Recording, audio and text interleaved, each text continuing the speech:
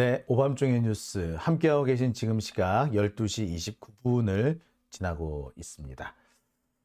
자, 이어지는 세 번째 주제는요. 이제부터 쌍특검 그리고 검사특활비 전액 삭감입니다. 하지만 손쓸길 없는 국힘. 자, 아이고 이 마이크 선이 꼬였네요. 예.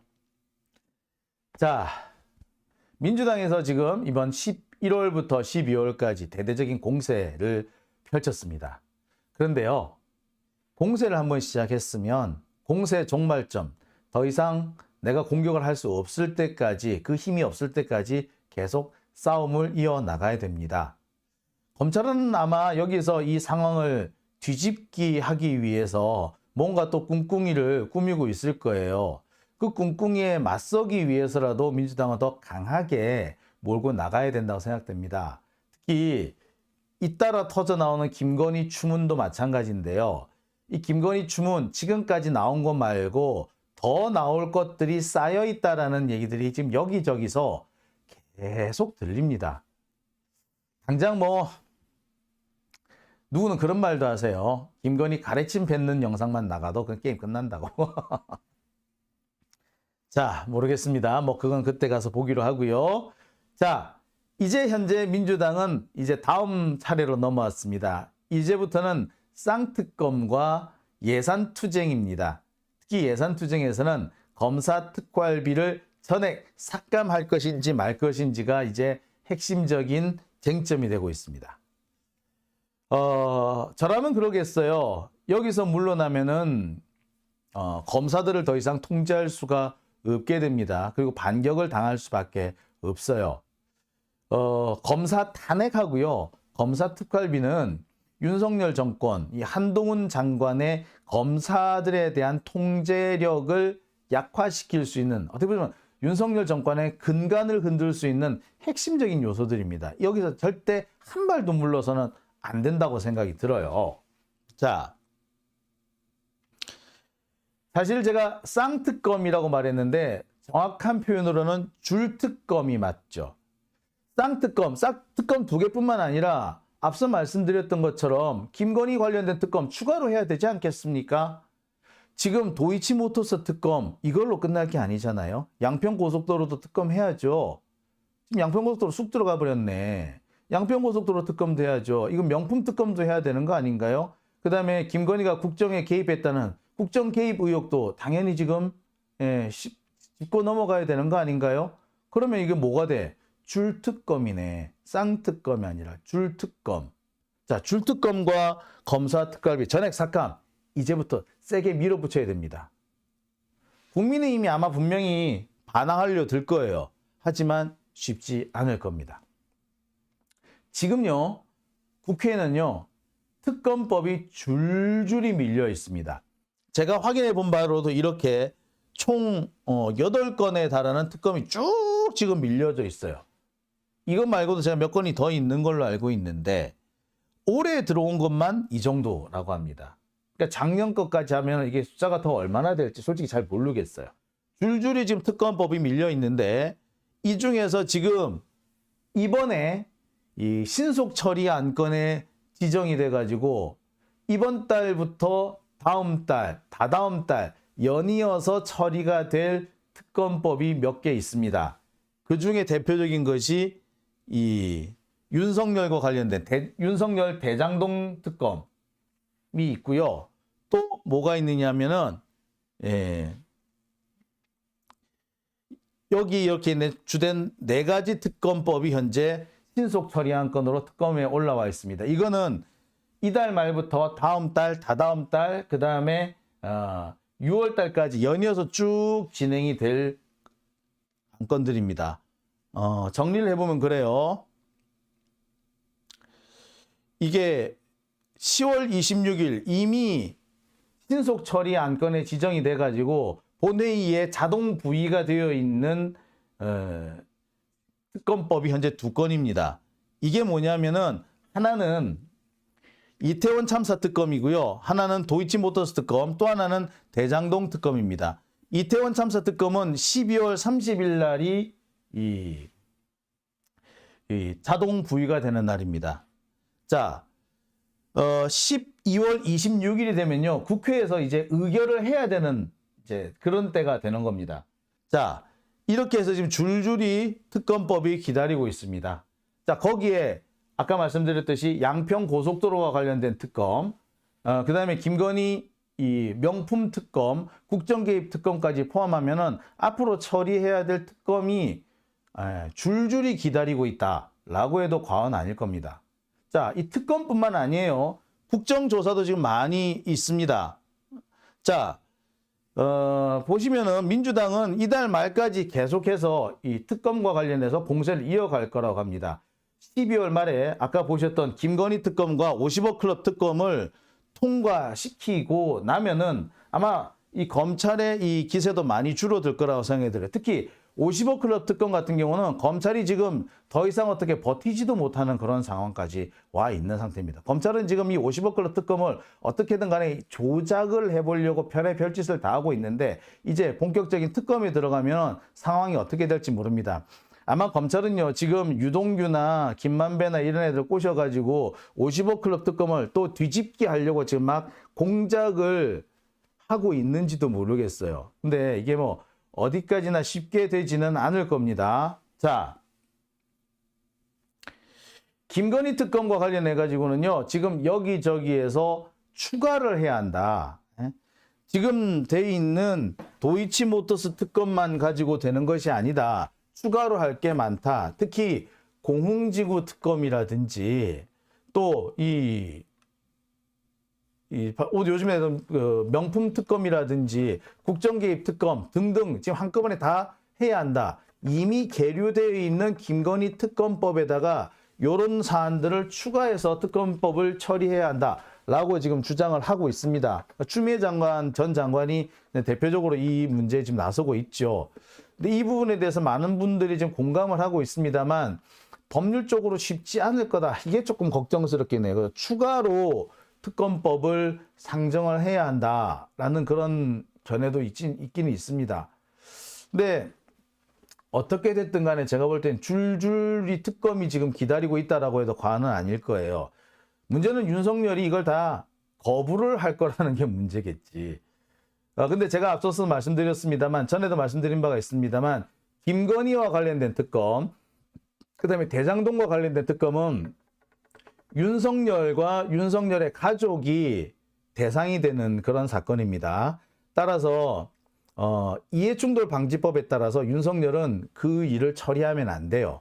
만약에 그 법안을 윤석열이 거부권을 행사할 경우에 뭐가 된다고요? 예, 이해충돌 방지법 위반으로 또 다른 탄핵 사유가 됩니다. 자, 특검뿐만이 아닙니다. 자, 지금 또 기다리고 있는 것이 각종 이 국정조사 관련된 법률들입니다. 지금 보면 양평고속도로도 지금 국정조사에 올라와 있고요. 그 다음에 작년에 윤석열 관저 이전과 관련된 관저 이전 공사와 관련된 국정조사, 그 다음에 이 감사원의 표적 감사와 관련된 국정조사, 이런 것들도 지금 현재 다 계류 중에 있습니다. 이 외에도 국정조사가 지금 해야 된다라고 요구되어 있는 것들이 지금 제가 알기로 10몇 건이 넘는 걸로 알고 있어요. 이것들이 지금 다 이제 본격적으로 거론이 될 겁니다. 지금은 이 김진표 국회의장이 이 국정조사와 관련해 가지고 여야 합의가 없다는 이유로 지금 일을 처리 안 하고 있는데, 이제 더 이상 이 국정조사를 미룰 경우에는 국회의장이 직무를 해태하는 것, 직무를 유기하는 것과 같으니까 이 부분에 대해서는 민주당이 좀 강하게 김진표를 닦아 세울 필요가 있다고 생각해요. 자, 정리를 한번 해보겠습니다. 현재 민주당이 추진하고 있는 특검과 국정조사, 이것들을 합치면은 특히 윤석열 정권의 비리와 관련해서 하고 있는 것은 지금 현재 한 대체로 그냥 대충 어림짐작만 살펴보다 한 10건 정도가 됩니다. 특검 4건에 국정조사 3건에 현재 추가를 해야 된다고 되는 의혹 2건, 이렇게 하면 한 10건 정도가 지금 줄줄이 기다리고 있는 상태입니다. 지금부터 계속해서 총선까지 이어가야 됩니다.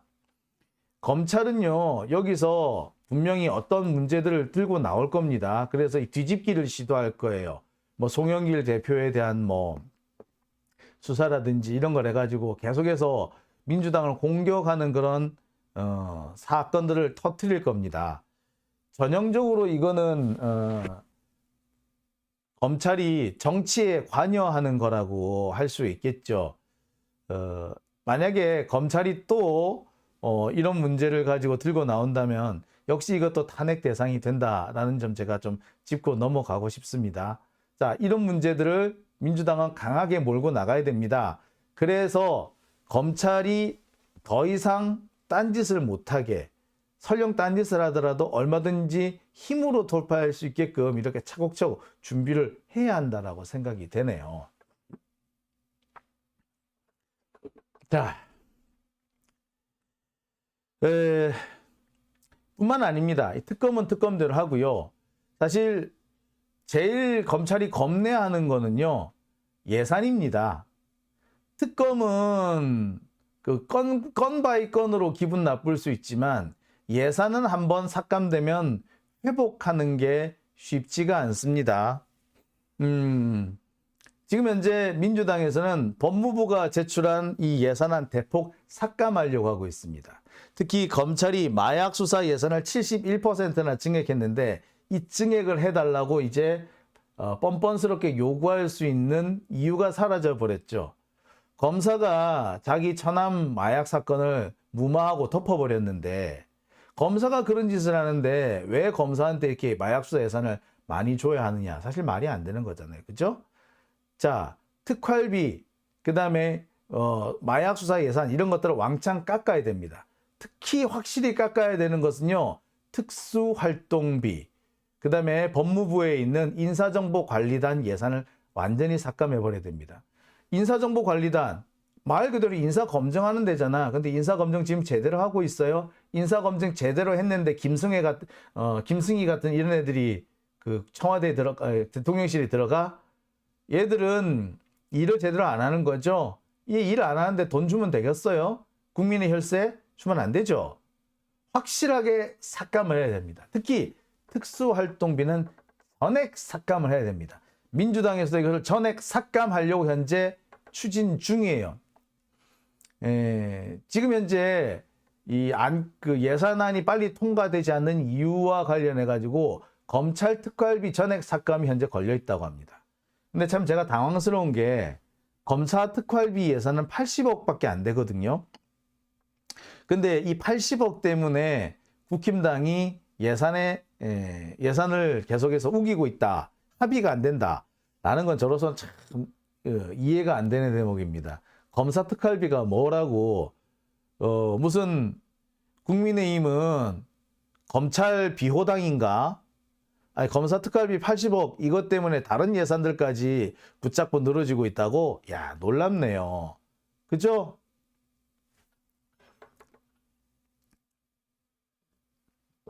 자, 저는 여기서 꼭 짚고 넘어갈 대목이 있다고 봅니다. 검찰 특활비는 반드시 전액을 삭감해야 한다고 생각합니다.